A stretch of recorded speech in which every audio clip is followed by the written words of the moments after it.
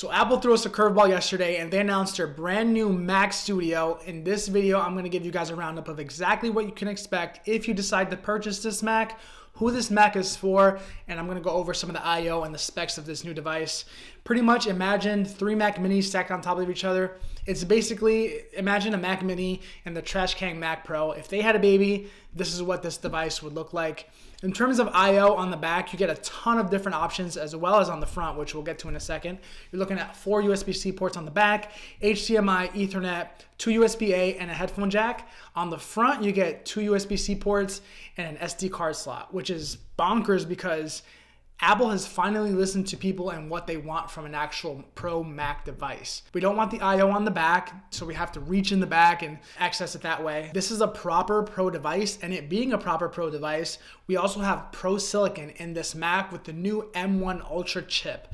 Basically, you can get this in 2 configurations, the M1 Max that we saw in the MacBook Pro, the higher end, and the M1 Ultra. What the M1 Ultra is basically 2 M1 Max chips fused together so they can get the best performance out of this Mac as possible. And that's why they had to make it a little bit taller than the Mac Mini to add room for the extra fans for the cooling of this massive Apple chip. In terms of some of the other features, obviously you're going to get Bluetooth 5, Wi-Fi 6, you're going to get up to 8 terabytes of SSD storage. In terms of connectivity, because you have the M1 Max chip and you have 2 of them fused together, you can connect it to up to 4 Pro Display XDRs and a 4K TV at the same time. So you get a lot of expandability when it comes to this Mac. And when you look at the actual performance, Apple claims that this M1 Max chip is 80 to 90% faster than the current Mac Pro.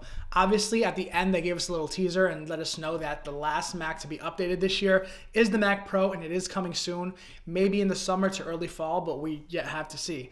In terms of configurations, like I said, you can get them in 2 configurations, the M1 Max starting at $2,000 and the M1 Ultra starting at $4,000. And I know $4,000 seems like a lot of money, but when you look at what you're getting, all of the I/O, all the connectivity, and the sheer possibility when it comes to your setup, when it comes to connecting to up to 4 Pro displays and running 8K footage, multiple streams of 8K footage on all those separate monitors at the same time, it's a game changer for somebody who can actually take advantage of that chip. And that's somebody who, like I said, is going to be doing graphically intensive rendering, video editing, multiple streams of 4 to 8K video. Me personally, I shoot in 4K, but it gets condensed in YouTube to maybe a little bit higher than 1080p, so I can't take advantage of it. And like I've said in my previous videos, Apple does release darker hardware with these devices, so you can get it in space gray, but you also can get the Magic Trackpad, mouse, and keyboard in this new darker space gray, kind of like a dark stealth finish. So this is something that you can buy separately with Touch ID. You don't have to buy it specifically with this device, but it just goes to show that Apple delineates their Pro and consumer lineup by the colors they use to ship these devices in. So let me know in the comments what you think of the Mac Studio, and I'll see you guys in the next one. Peace.